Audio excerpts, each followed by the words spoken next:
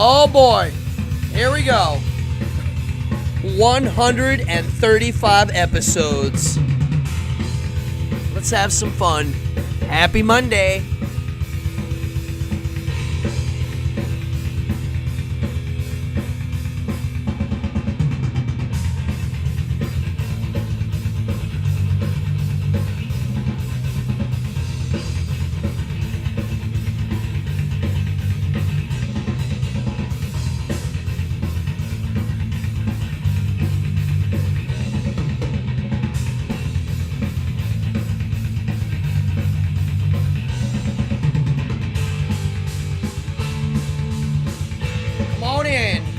Happy Monday.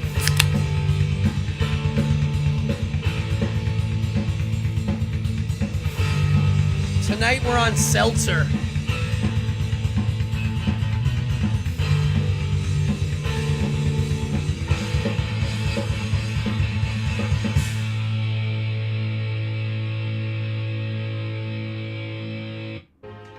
There we go.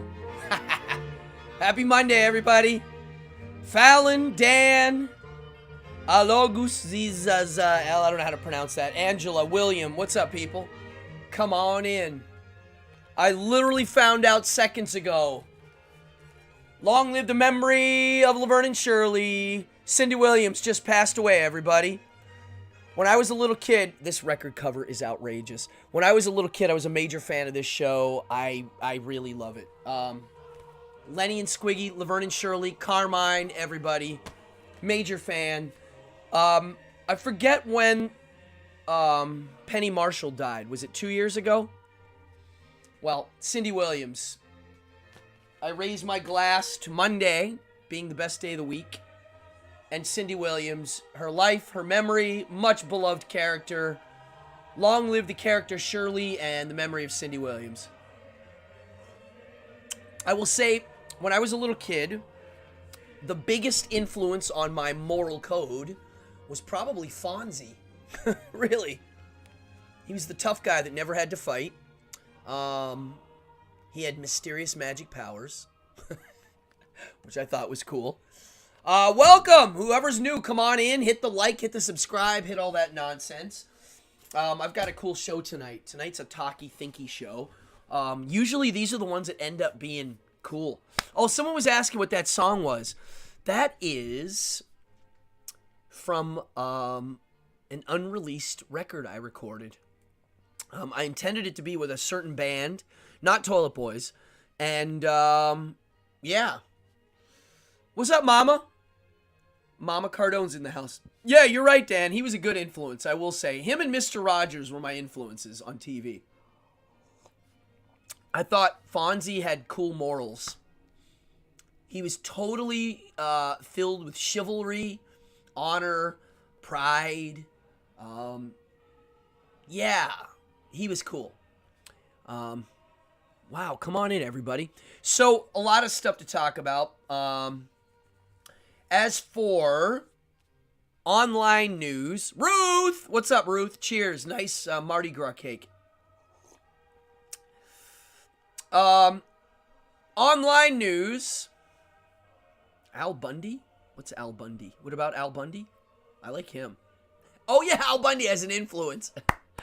Yeah, he's a good bad influence. I would put him on that one. I really am amazed. Remember when I was talking about Dungeons and Dragons showing their fangs? Well, they didn't realize who they were messing with.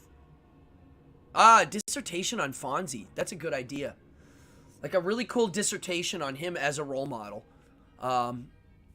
Really, he influenced... One of my biggest magician influences was Fonzie. That's where I first saw the milk can escape. One of the episodes. So Dungeons and Dragons showed their fangs. They showed their corporate colors to a group of people who read books and make things on their own without anybody else's help, i.e. Dungeons and Dragons types of players. So what happened was they said, oh no, we were just leaking that to see what people thought. Now we know, and we're going to have a better version. At that point, it was too late. People were mad, and said, the heck with you, we're going to do our own thing. And then their stock started going. I mean, really, it was like a miracle. Like, everything crashed quick. People were like, we don't need you. It's like somebody who's selling invisible friends tells you they're going to charge more money. And you go, huh? You're selling me an invisible friend that I've been paying for years? I think I'm going to make my own. So, why is my record skipping? Thank you. So anywho, they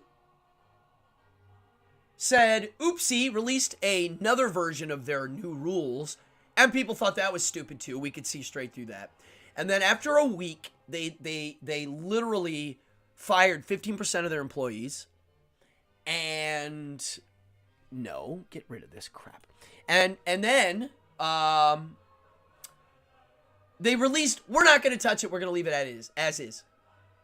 Like, literally, don't worry about anything. We said the old one was forever. It really was. We're back to square one. They did a complete 100% reversal. And then everybody still was like, screw you. I just got a message from my favorite game company, Goodman Games. I have two favorite game companies, Goblinko and Goodman Games. And if you look below, Goblinko has a link. Check them out. But Goodman Games, who makes Dungeon Crawl Classics, put out a release that they had a big upkick in their sales. Because everybody's leaving Dungeons & Dragons. You don't need that game. There are other better games out there with better writers and more creative people involved. So that's cool news. Other cool news, just on my own end, which translates to a lot of things, but I'm very busy this winter. I had the busiest December I've ever had in 12 years, about. And then my January's been busy with work. My February's looking okay. March is getting booked up.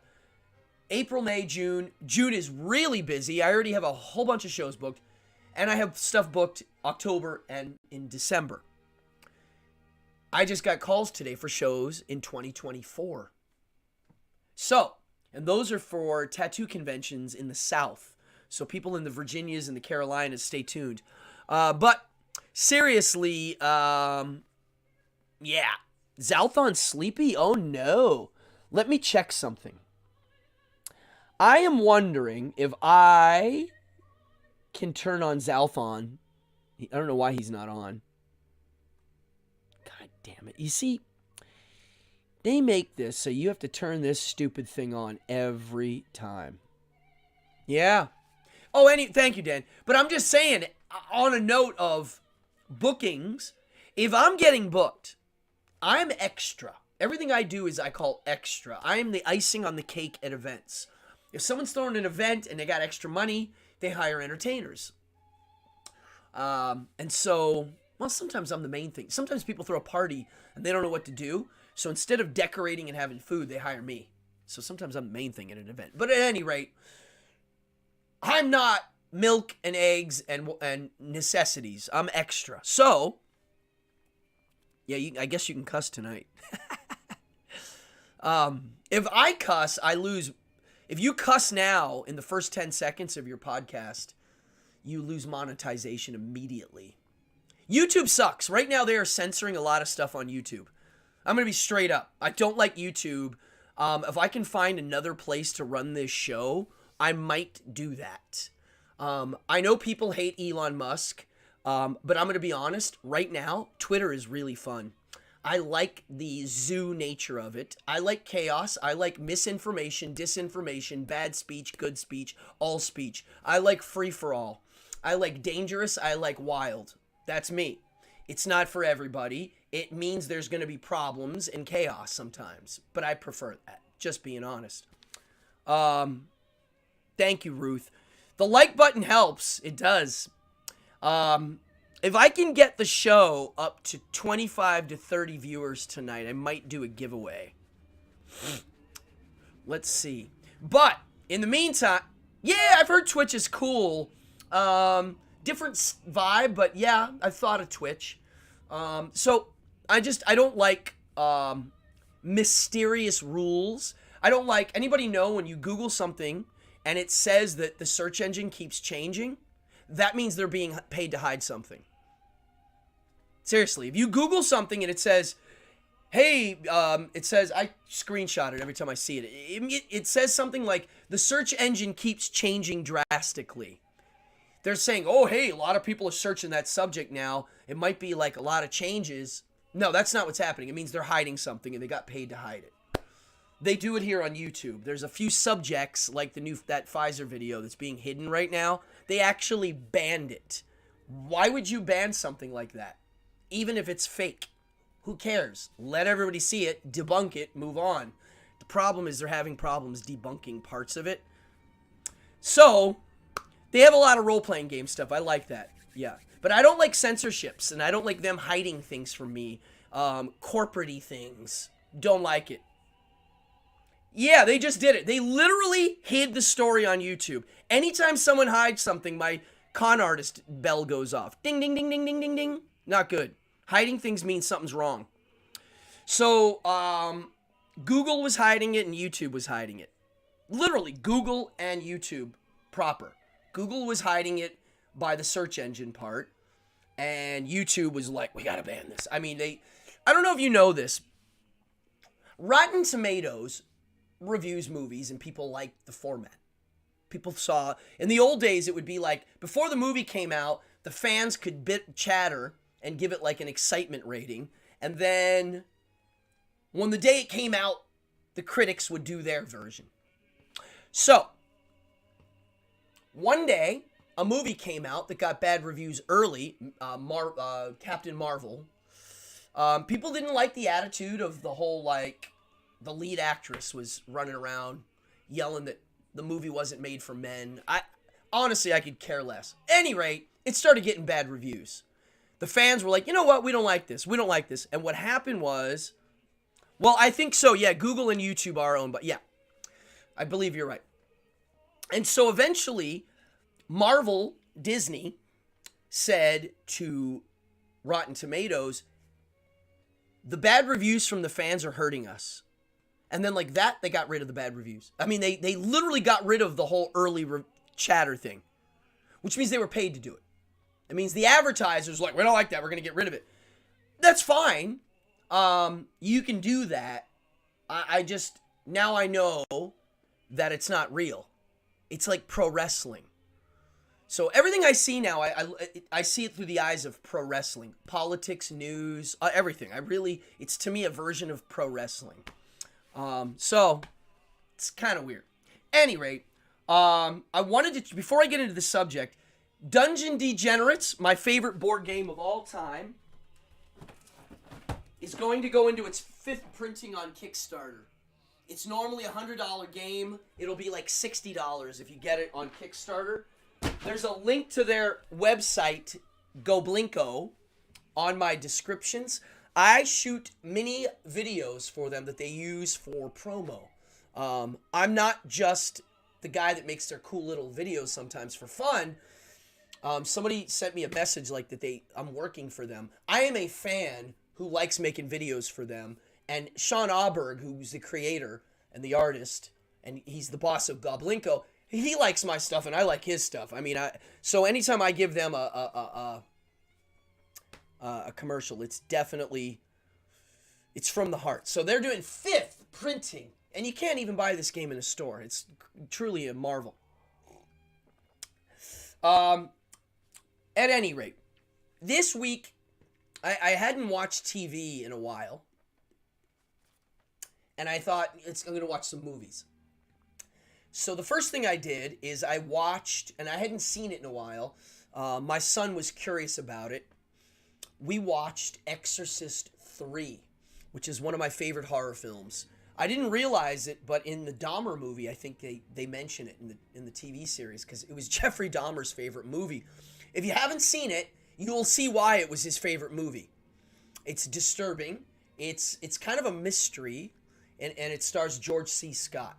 I love it. I like the script. I like everything about the movie. It's weird. It's scary. To me, Exorcist 3 is like a good car commercial. It doesn't necessarily affect you right after, but the imagery grows with you and stays in your head. It's one of those kind of movies. I had seen it a million times. My son had never seen it. He loved it, and then he saw it again like a day later, and he said he liked it even more. It was directed by Blatty, the writer. Ooh, Cary Grant movies. Yeah, I haven't seen his stuff in a long time either.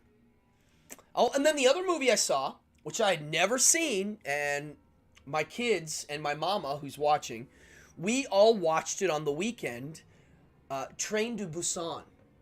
Anybody see it? It's wild. It's got good acting. I'm not a fast zombie guy. I like the slow zombies, but I really like it. Oh, here we go. Melissa says the movie is so underrated. You did see it in theaters. I did too. I saw it. I loved it. It has some scary parts in it, folks. It definitely has some ugh. So we watched Train to Busan, and my mom, who had never seen it, and me, we all liked it. It's a little depressing and sad. But I will say it's well made. The director guy who went on to make Parasite and some other stuff, he's legit.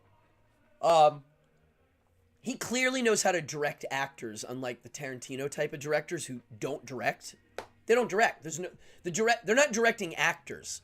They're directing scenes, and the actors are wood in the Tarantino movies. Whereas this movie, they're multi-dimensional, living and breathing characters interacting with each other, and it's very realistic.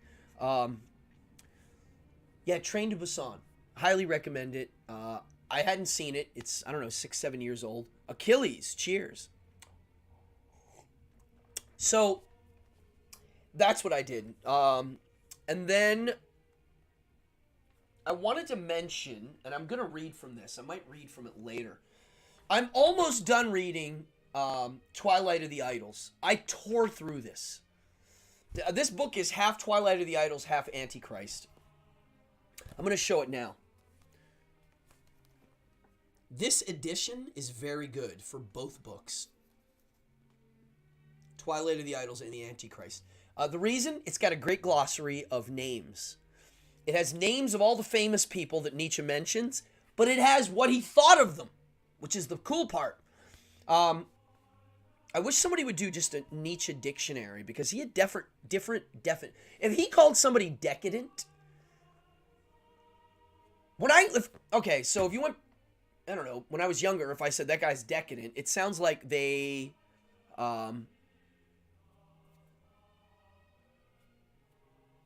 would I consider appearing in an amateur horror film? That's a big question. We'd have to chat about that. I would consider it. There's a million little factors involved, but it's possible. Yeah, let's chat. Shoot me a message. I'm very picky, though. I'm going to be honest. Very picky. But who knows? Something in my mouth. I was talking about Friedrich Nietzsche. What was I saying? Decadent. If you said, what's the definition of decadent? I'd say, someone who lives a lavish life and they party and they go over the edge. But that's not what he meant. He meant degrading. It's degrading. So, like, humanity is decadent. He doesn't mean everybody's out partying. He means it's on the dead. It's dying. Right. I mean, his was decadent. He said his version of decadent was, it's not good or bad, as everything he does is. But, yeah. Oh, so anyway, I don't know what you're talking about going, Ruth. The book, Nietzsche. So anywho, the Antichrist, I started looking at it again, and now I want to reread it. His work is so, I'm having such a good time reading his stuff. I don't even know what to say. But Twilight of the Idols, I've been ripping through it. It's easy to read. I don't know if it's a good first one for people. It is easy to understand, but if somebody said, what's the first thing you should read from Nietzsche? I started with Beyond Good and Evil, but it required a lot of effort and extra, meaning I had to watch lectures and I had study guides. Now I don't need the study guides. I know what he's doing. I'm familiar with the fractal nature of his writing, and so Now when I read his stuff, I'm getting it. I also, if I read his early works, I know about the history of how he came to some of his concepts.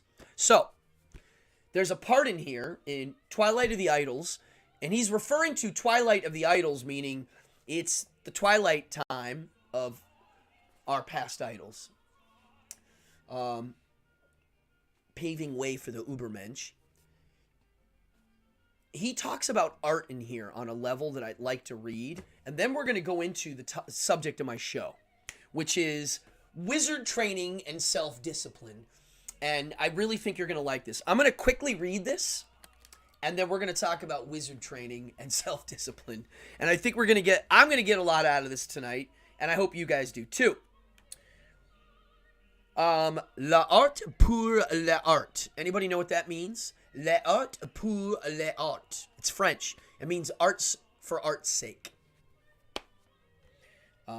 This is Twilight of the Idols, chapter Expeditions of the Untimely Man is the name of the chapter. It's the next to last chapter, and it's aphorism 24. Listen to this. This is wonderful.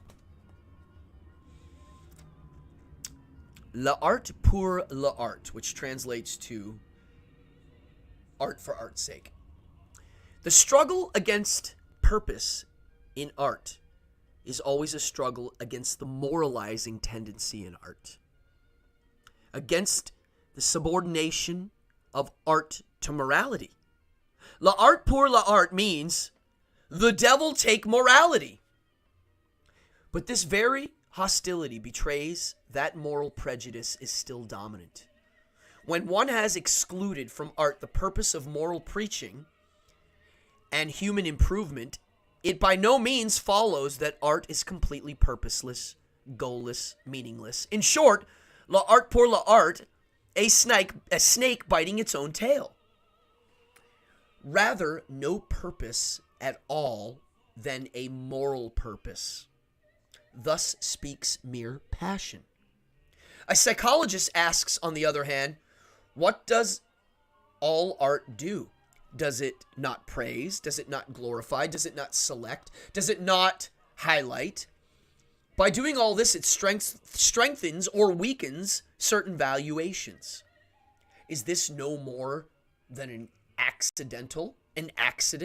Something in which the instinct of the artist has no part whatever? I could keep going here. This is fascinating. Or is it rather the prerequisite for the artist's being an artist at all? It is his basic instinct directed towards art, or is it not rather directed towards the meaning of art, which is life, with a question mark, towards a... yeah, I'm going to stop here. It gets really crazy. So, it's a fascinating thing that I stumbled upon today about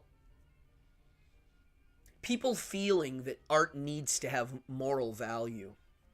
And I realized that everything comes down to people believing in objective good.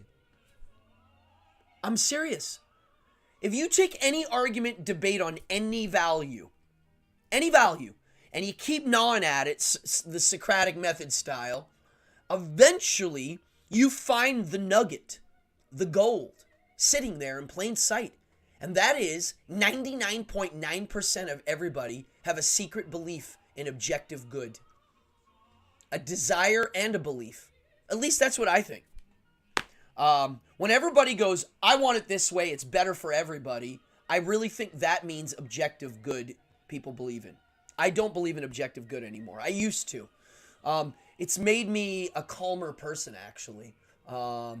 Some might say I'm colder, but I find it to be a calming. So at any rate, dude, Friedrich Nietzsche is blowing my brain. I really the more I read of him, the more fun I'm having, because now the poetry's popping out. He uses the poetry of it to teach, so when you're just trying to understand his concepts, it is a little heavy. I'm going to be honest. But like all things that are difficult, when you get to that point of understanding, it's kind of an amazing thing. You know, a lot of you know I do magic for a living, and I learned when I was young, I wanted to learn some hard stuff. I knew it was going to take years, and I was like, well, it might as well start now. And when I finally got to be able to do some of the harder sleight of hand things that I dreamed of, that even professional magicians I knew couldn't do, it's a trip, man. It's a high. And I'm telling you right now that I understand some of the concepts in the Nietzsche books, it's really fun. It's kind of crazy. So I wanted to read that. Let's talk about this today. We Are Al. That was page 1. You guys remember Paul Harvey? I was a big fan. The way he said good day at the end blew my mind. He literally had hooks built into the cadence of his speech, this guy. Paul Harvey. Good day. I miss the guy. I think every now and then they still play his voice on the radio. I'm a radio freak. I like old radio stuff. And ever since I was a kid, I remember him reading the news on the radio. So, page 2. I realized that, like Monday is my favorite day of the week, January is becoming my favorite month of the year. And that is what I wanted to talk about today. I didn't want to put that on the name of the title of the episode. January is my favorite month. It's not very much of a draw. So I said wizard training and self-discipline. And like Monday's just, Monday. There's all these memes and, thank God it's Friday. I always hated that kind of stuff because it's like, all right, not everybody works Monday to Friday, so that analogy's lame. But why do you have days of the week you don't like? I like every day of the week. I love Monday because everybody else is busy working, and I'm working too, but I have a very different way of doing it. I don't have to commute. I don't have to do a lot of things. So for me, January is this. Traditionally, I am slower.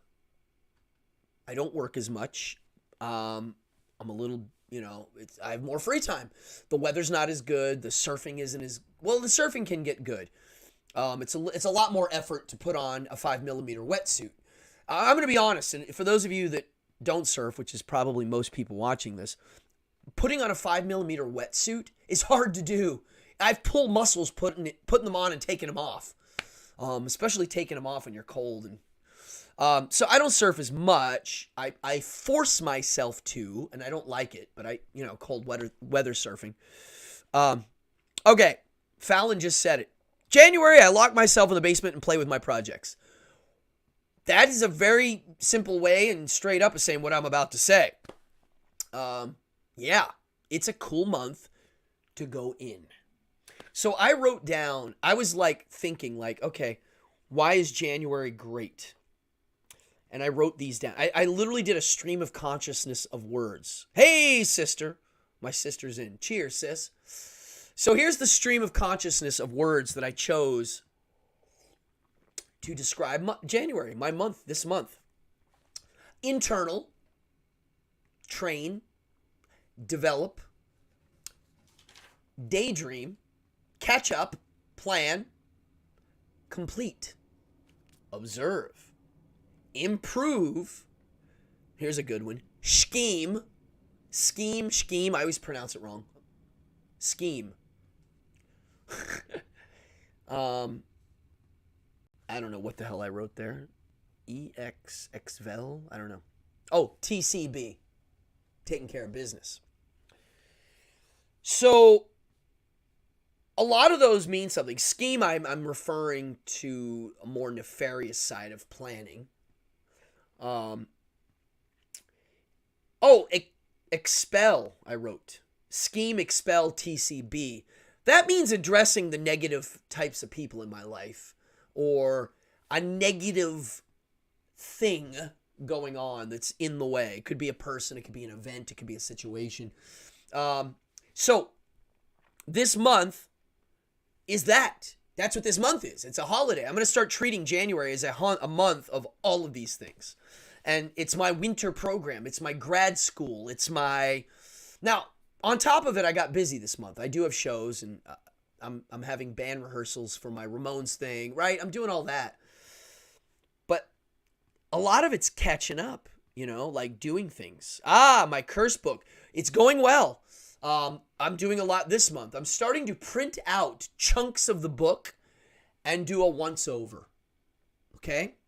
I'm also filling in the gaps. I still have a couple big chunks that I got to write. But I'm getting there. It's not easy. Well, clearly. Ruth publishes books and knows the business. Writing is hard. I want this to be good. I'd rather wait and make it perfect than not. I'm in no rush, but I am in a rush. I want to finish it because I have another book I want to write. I wrote down, okay, so internal in this list, I'm referring to my emotional state, my internal look at who I am personally. An examination of not only my moral codes that I have, that I've come up with or I've learned or whatever, but I honestly, I have learned so much about my internal workings in the last 3-4 years, 4 or 5 years, actually, 4 or 5 years, that it's quite extraordinary. And I'm not, it's not to brag about it. It's like when I finally learned how to do some of these hard card tricks, it's like wow, it really is this, I can finally do it. And so I've had a few things happen in the last year or so where my reaction to the situation amazed me. Because I was like, oh, wow, this is how I'm reacting. And I noticed how I was reacting. And I was like, wow, you really aren't. Your blood pressure did not go up over that. That's kind of different. And so that's cool. And that's from my Januaries. Now, I wrote down train, develop, daydream, catch up. All of those are important. To me, daydreaming is important. The reason why daydreaming has a bad connotation is because it implies that, when I think of daydreaming, I think of me in school and the teacher's teaching, and I'm literally looking out the window thinking about running my role-playing games, right? But for me, daydreaming is a little different now. And this is something that I wanted to address. I'm going to mark this. I'm writing something down so I don't forget. So the reason why I'm calling this wizard training is, for me, a wizard, the way I define it, is an archetype of a type of person. I've yet to give it a formal definition of my definition of wizard, but it's a mixture of someone who understands not just sleight of hand, but the sleight of hand of psychology.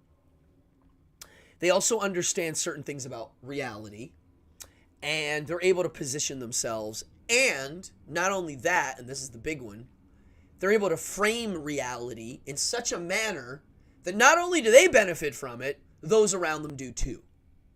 They are reality framers. And so when I say wizard training, I'm referring to that. Now, not everybody watching this show thinks of themselves as wizards. Not everybody wants to think of themselves as a wizard. That's fair. That's not why I'm here. I'm here because I know for a fact that some of the things that I do in this realm of wizard, everybody can benefit from, because it's all based on us just being in this reality, right? So in this realm of wizard, one of the things I like to do is I use my wizard time in January to creatively brainstorm new projects. If I don't creatively brainstorm new projects, I don't have work. A lot of my work stems from me whipping up festivals and shows and weird things. And then through that, other festivals and shows and weird things come over to me, and then I get work from that way too. So it kind of moves around. Fallon says, daydreaming can equal internal role game play. Yeah. Oh, yeah. Through exercises, are supposed to be good. Yes. Thought exercises. Yeah. So here's one.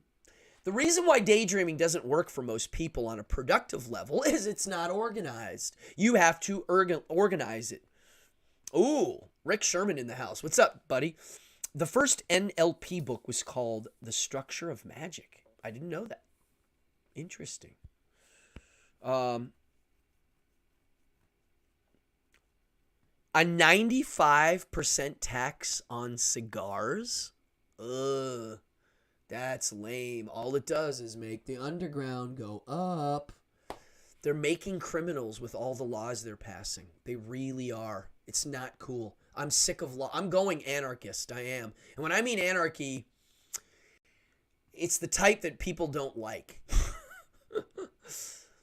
I don't like laws. Especially that kind of law. Cigars? Really? Oof. Anywho, I'm going to look that up. That's terrible. I don't smoke cigars anymore. I may one day start smoking cigars again. Really, I mean, I don't smoke because I don't want to. I like them. I like smoking them all day. So I'm going to wait till I get to be about 75 or 80, and then I'm going to start the cigar machine again. That's lame. So daydreaming needs to be organized. Now, I have a friend who's a well-known self-help guru who, he's a life coach on the West Coast, and he has celebrity clients and whatnot. And one of the things he teaches, well, who gets the tax money? The city does, and then they give each other raises, and yeah, it's a joke. I hate it all. Anybody remember when the MTA got caught with 2 sets of books, got busted? They ran an article in the papers. They, as an apology of getting caught cheating, they gave everybody 1 day of rides for free. And then 10 years later, I think the New York Times, which is not a real newspaper anymore, they wrote an article going, what happened to those 2 sets of books? And then that was it. New York Times always supports all of the wars. That's why I'm referring to them. They're very warmongery, even though they act like they're not. Well, they get, I mean, we don't have to go there. We all know where the money comes from. So anywho, my buddy who's a guru, and people pay him money to learn this, and I'm going to give it to you right now in 1 second. You just have to do it. People pay him because he gets them to do it, because he bugs them like a parent. You need to schedule your brainstorming. You need to write in a schedule, hey, on Tuesday from 10 a.m. to noon, you're going to sit with a blank notebook, like the kind I use, with just blank paper, with a pencil, and you're going to write down ideas. But if you don't schedule it, it doesn't mean the same. It doesn't work the same.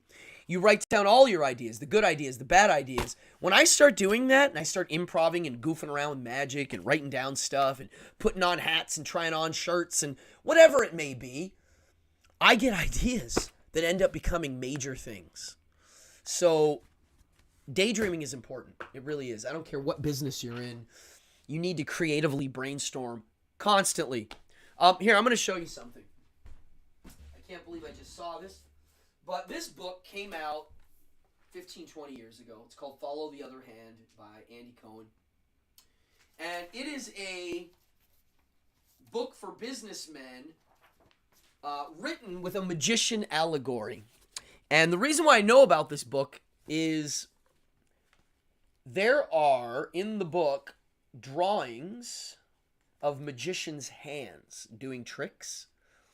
And my hands were the models for the tricks. It's really funny because when I see these drawings, I can kind of tell they're my hands. It's hilarious. So, and then I was hired as a consultant for this book and whatever. But the reason why I'm mentioning this is I learned something from reading it. And he said, in the old days, you could have a hook in your business. You could be a fast food restaurant with a cool little Happy Meal idea and run with that for a long time. But nowadays, everybody's looking for the hooks and everybody's doing it all the time. So if you're not doing that on a daily basis, somebody is going to go over. It's the Nietzsche concept, will to power. If you're not expanding, great, it doesn't matter. You don't have to. But this guy's going to be expanding and eventually you're out.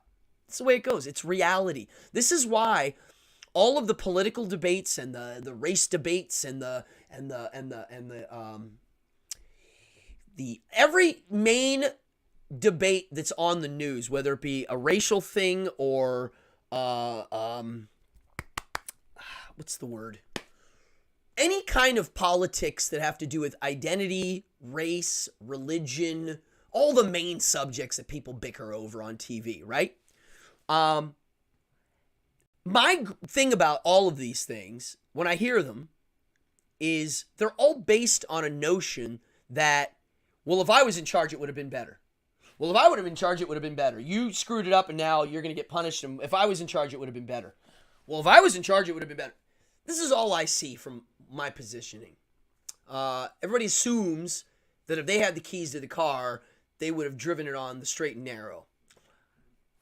I study history. I don't see it that way. I see it as a continual off the path. No matter who's in charge, even the good guys. You give the keys to the guy who's a good driver, and eventually he's going off the path. Just the way it is. What was I had a literal major point that I was getting back to, and I can't remember what it is. But at any rate, daydreaming. I was talking about my guru friend and teaching brainstorming sessions, routining, brainstorming, skill training, catching up on little things. That's one of the things I wanted to talk about. One of the things that holds us back, at least it holds me back, is unfinished projects, unfinished things that I've been delaying. January, you get them done. You need to do this for the house. You need to clean the gutter. You need to do that. Oh, my basement needs it. Whatever it is, this is the month you do them. At least for me it is. And it makes you have a tension release that allows for growth somewhere else. Right? It just seems like a fair way to open up some hallways in your business. Oh, I know what I was saying. This book. You need to continually be creative in your endeavors. You have to be. You can't lay stagnant. I don't care what you are. If your job is you make mugs for the local pottery place and you're pretty successful, you still have to keep up on it. You can't just slide on your own thing for a while, even if you're good. How many great restaurants in New York close when their lease is up? I remember I worked in a very famous bagel shop, and he said when their lease is up, they're probably going to have to close. And I was like, yeah, but you're the most successful bagel shop ever. And they're like, yeah, I know, but they're going to make our rent unaffordable, even though we're successful, so that they get a bigger guy in because they want to make more money too. I was like, that's a terrible system. The only way for that to work is if the bagel shop, who's doing well, plans for the whole, oh, we're just going to have to move over here now and kill it again. So they have to be up on it or they're going to fall. It's just the nature of reality. So why not plan for these things? Work it into your day. Work it into your year. My January's wizard training. It will continue into February. By March and April, I'm going to start focusing on the external.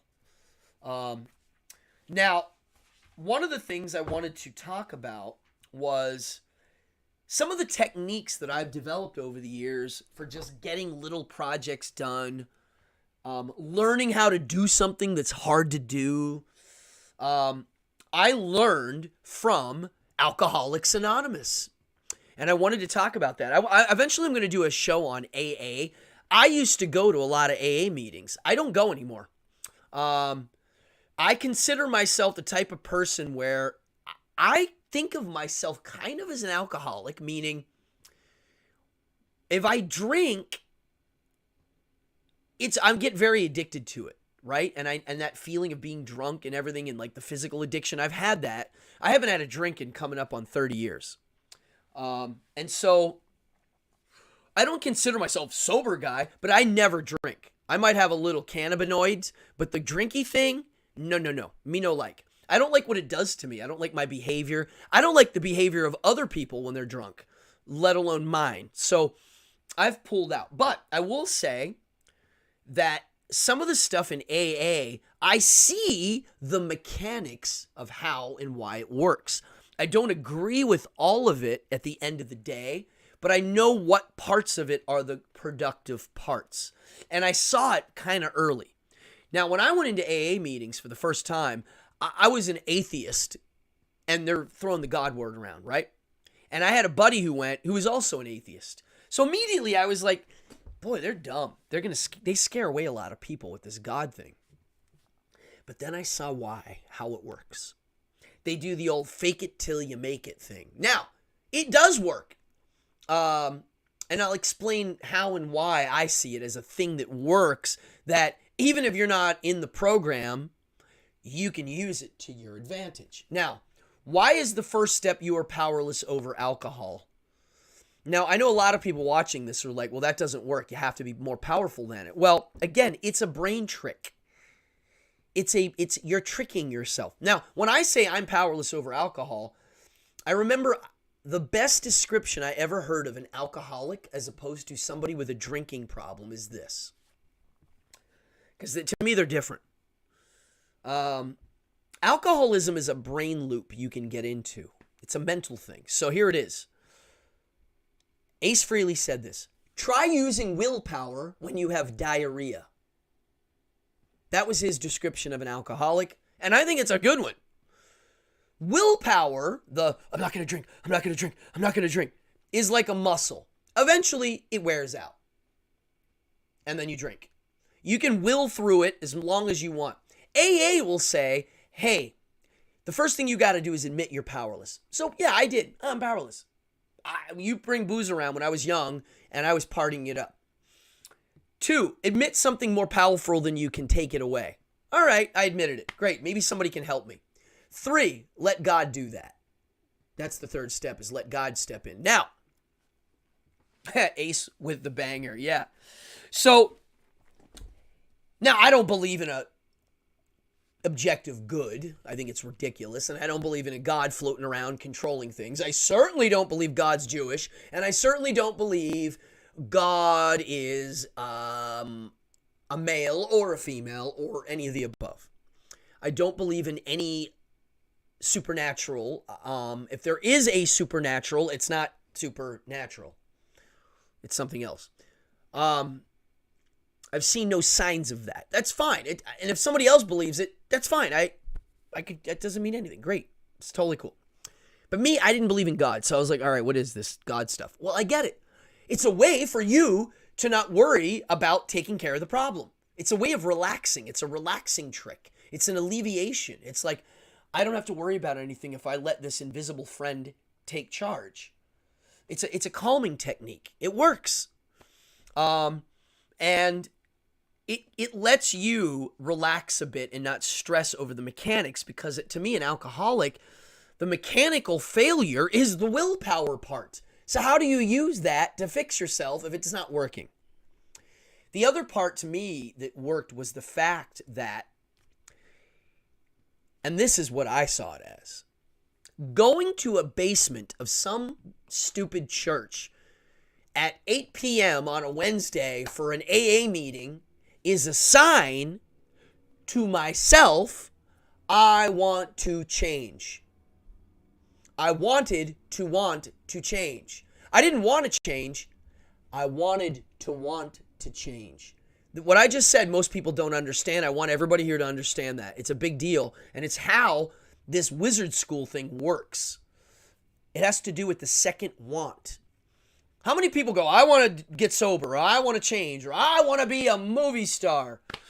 And so they want to do these things. When something shows up to distract them, they're on to the next thing. That's why nothing ever happens. The guy who wants to get better, when I say that, what I mean is the value of wanting to be healthy is there. It's not, I want to be healthy. It's the value of the wanting to be healthy. And so for me, AA, getting sober, it's the value and the want to romanticize sobriety and not romanticizing the drunk.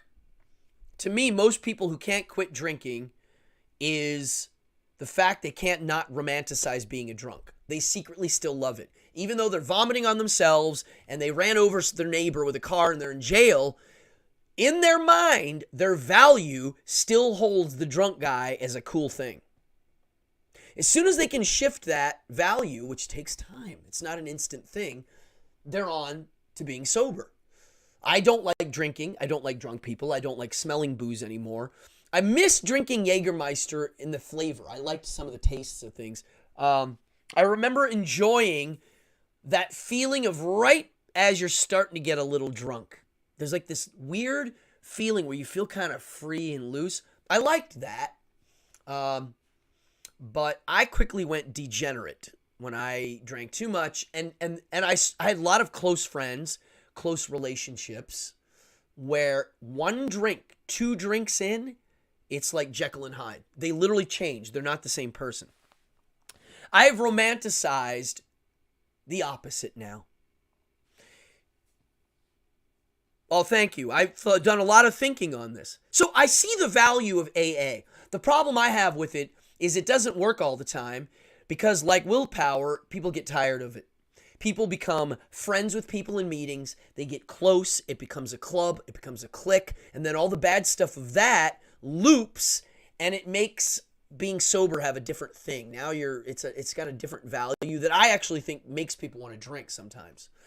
But I will say it worked for me in the beginning because it gave me a group of friends in which I could speak my mind about what it means to be a drunk or to be a degenerate on that end.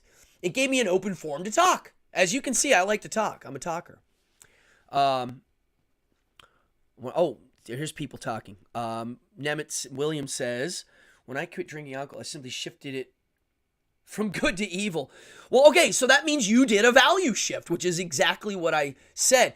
A lot of people, though, that's hard to do because even though they're like, it's bad, it is evil, in their brain, they've romanticized the boozy guy trying to pick up a girl or the drunk wild girl at the bar, whatever it may be. They've romanticized it. And so AA helps to de-romanticize it. But what I think AA romanticizes is hanging out in 12-step programs. And I didn't want that. I used to go to meetings when I had been sober for many years. And I would only go to meetings, not because I liked AA, because I felt bad for some of the new people that looked confused at what AA was offering. And I used to go to meetings to just be like, hey, I'm here to say I've got many years sober. And be like, oh. And I go, but I'm going to be honest. To all the people here, the God thing to me is not part of this. And I'm not anybody. People would ask me to be their sponsor. I'd be like, I don't sponsor nobody. You're your own sponsor. I'll talk to you, but I ain't your savior. And the other thing I would say is, hey, everybody in this meeting, oh, they do have an elitist attitude. I know. They're wearing a good guy badge. They are now good. I'm good because I'm sober. I don't think I'm good because I'm sober at all. I could care less. I mean, there's nothing to do with that. It has to do with my productivity. You're right. They are elitist. I was going to say, this is so good. I've seen some terrible things. Yeah, well, that's good. Couldn't deal with the religious part. Well, you shouldn't. Oh, I was going to say, here's what I say to all the AA people in the meeting. Because everybody's like, hi, we like you. And I would say, I'm going to be quite honest. I don't like anybody in this room. I don't want to hang out with any of y'all. I think you're all losers. The fact that I have to come down here and sit with a bunch of drunk losers says to me, I want to change. And I'm saying to each and every, some girl said, I know why I'm telling you this, because I remember in one meeting, this girl raised her hand and was like, hi, I'm new. I don't like anybody here. I feel really awkward. I don't like this. I don't know what to do. And somebody else was like, it'll get better. And I looked at her and I was like, hey, I got more time than all of you, and I hate all of you. I'm going to be honest. I don't want to hang out with any of you. But coming to these meetings, especially if you're new, will help you get sober. So the fact that you're forcing yourself to come deal with us assholes is going to help you. You've dragged yourself out to come to this dump, this basement, wherever it was. Usually it's in some weird basement or something. So I would go for their sake. Eventually, I stopped going just because I started smoking pot again. weed doesn't really affect me. I'm going to be quite honest. I mean, it makes me feel a certain way, but my work productivity, I'll be quite honest, sometimes it's faster. For me, a couple puffs of a cannabis thing actually gives me coffee-like energy. I don't know. I mean, am I like the case of that where, you give the hyper kid speed and he calms down? For me, you give me weed and I'm like, woo, I got energy. So I only bring up AA in the fact that I watched how it worked. I studied it. I realized that certain elements of it work, and I took what I could and left, which is what I do to all systems. I don't use any system exclusively. I cut and paste.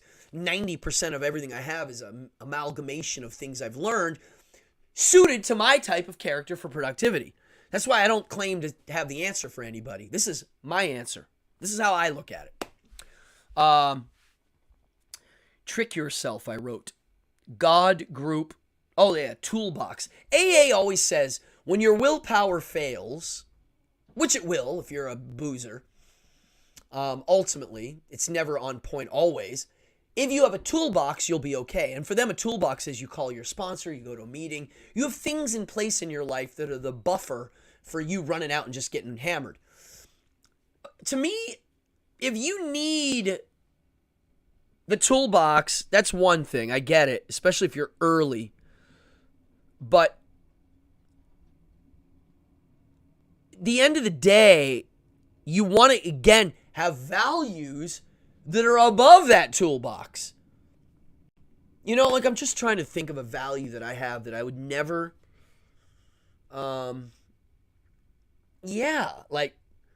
it's just not an answer. If I have a bad day or, there's a death of somebody close to me, or my immediate reaction isn't to go get drunk, because I know not only will pay for it the next day, but I know for a fact it's not going to alleviate the pains. It's going to enhance them all, which for some people might be a way of alleviating things, but for me, it's definitely not. It's a magnifying glass. Take what works for you, Ruth says. Complete. Mantlion, what's up, buddy? Yeah, I mean, that's what I do. I try to use what works to my advantage. And if it works for me first of all, my value of productivity is important. It's for me. It's not for anybody else.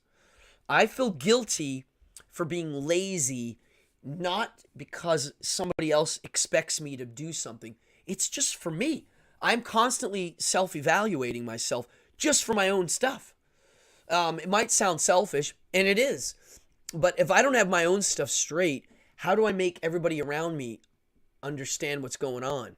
Like, I have to understand myself before I can step out and do other things. To claim anything of knowledge of anything, I think I got to understand my own facility first, which is why this month I internalize. I use it as the month to catch up on things that I need to do. I have some skills I'm learning. Like, I have a rope magic act that I've been working on for many years. I'm getting close to showing people. Actually, I'm going to be honest. I just booked a show for this Friday. And I'm going to do my rope act for the first time. I've never done it live. I will be doing it live Friday. It's for a private party. I like this. Drinking either delays or enhances the pain. That's it. It really does. That's why I've considered slowing my drinking. It makes me dude, I'm going to be honest. To me, booze, alcohol, and heroin are very similar in the sense that they're both very physically addicting. You can die on both of them if you have too much. And it makes people behave in really crazy Jekyll and Hyde kind of ways. It's almost like the button in your brain that you can take a hammer and hit it, and now the person goes bad. This is why I don't believe in good and evil. If you take a normal guy and you take a pen and you know where to push, you can turn that guy into a serial killer if you know where to hit. And to me, booze does that. It rots the part of your brain that makes you do kind of nutty things. Yeah, it's a depressant. It is. Now, I'm going to be honest. People that quit drinking completely, cold turkey, like, woo, I'm going to be sober. It's kind of cool. It really does open up a world of like, it's like going to a meditation retreat. I recommend it. It's fun. I don't know if fun's the right word, but you will come out of it learning some crazy insight. Cutting back, if you're able to cut back, which is hard for people to cut back. It's hard. It's easier to quit completely for some people. I couldn't cut back on drinking. It didn't work because of the physical addicting part of it. Marijuana product, meaning edible, smoky, whatever it is, if I skip a few days, I'm okay. It doesn't mean anything to me. It's like, I'm busy. If you're a boozer and you get the shakes, not good. But alcohol as a drug, to me, is one of the bad ones compared to, some other drugs.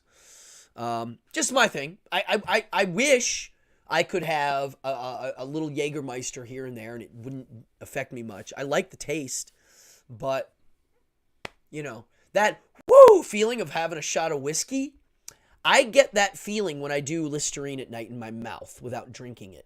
I get that refreshing feeling. I don't need it now. But,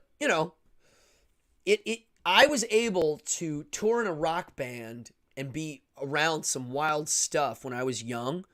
I attribute that to A, being sober. I wasn't drinking. I was able to focus on the business end of rock. And I'll be honest, I was married, happily married the whole time. I wasn't that guy. A lot of people might think I was. I was not. I had plenty of opportunity. It was everywhere. Some crazy stories. I don't know if I've ever told any here. I don't think I have.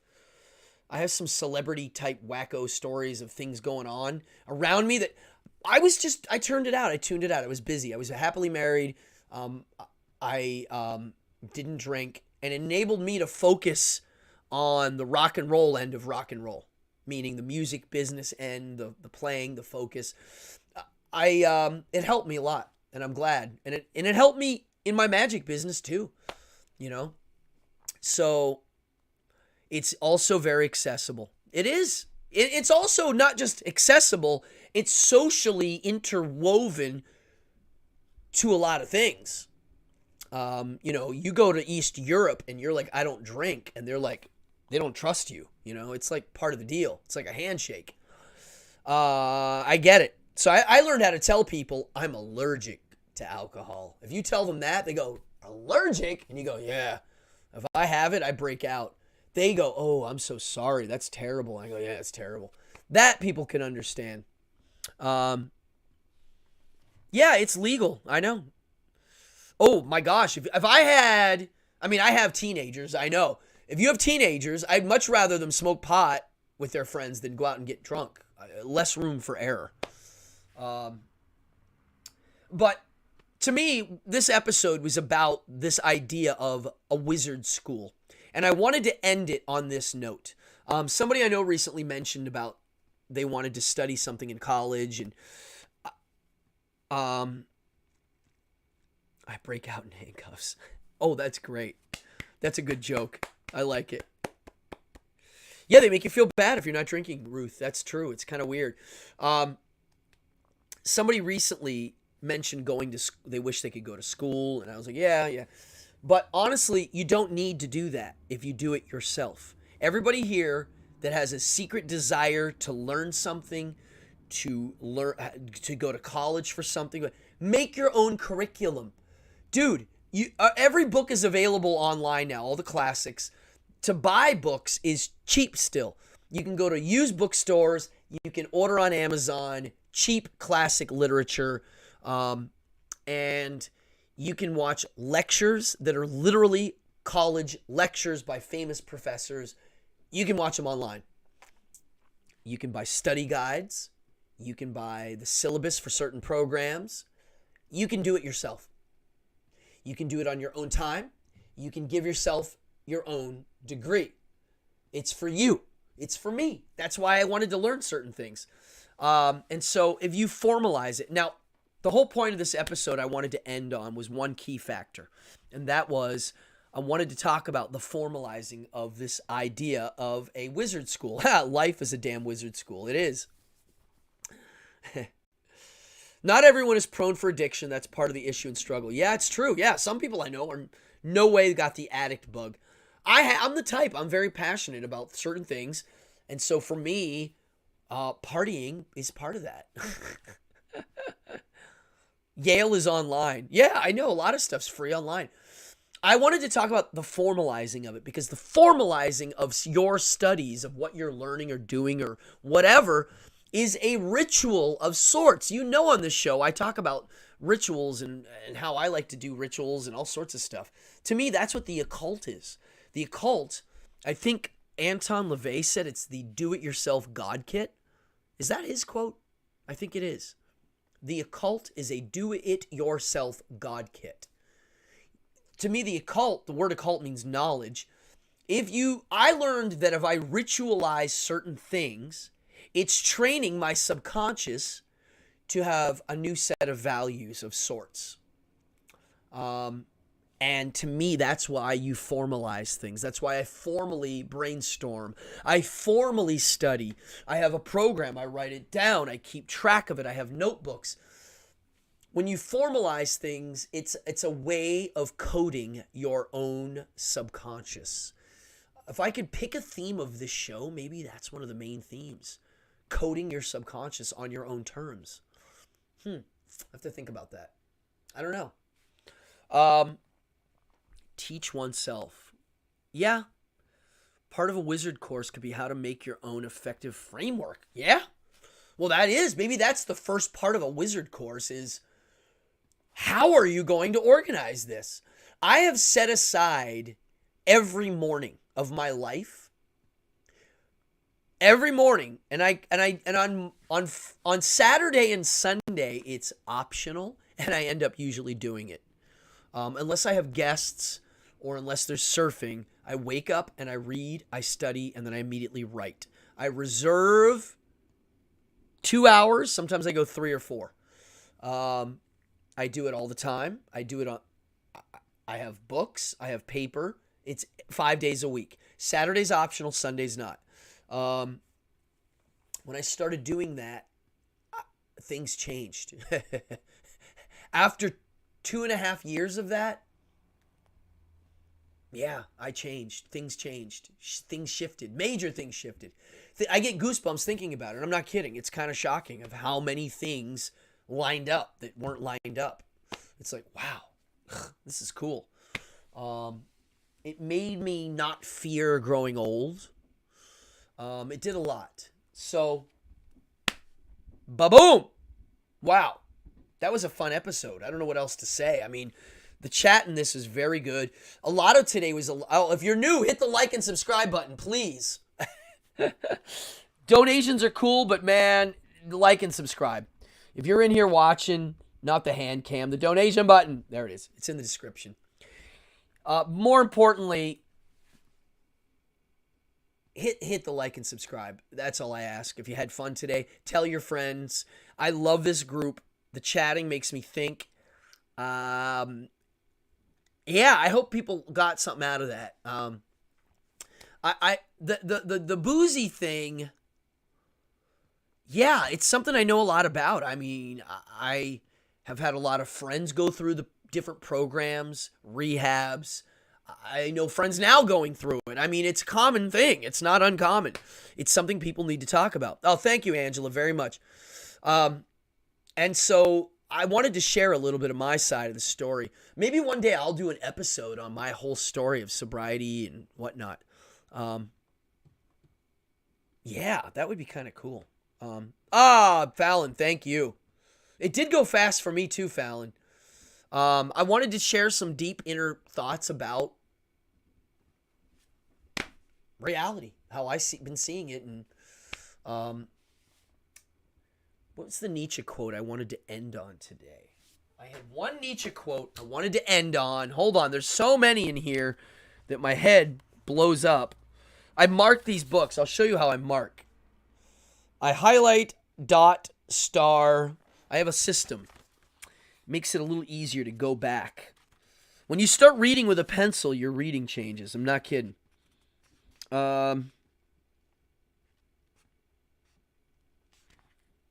Beautiful and ugly. Nothing is so conditional, let us say circumscribed, as our feeling for the beautiful. Anyone who tried to divorce it from man's pleasure in man would be at once find the ground give way beneath him. That's a good one. Hold on.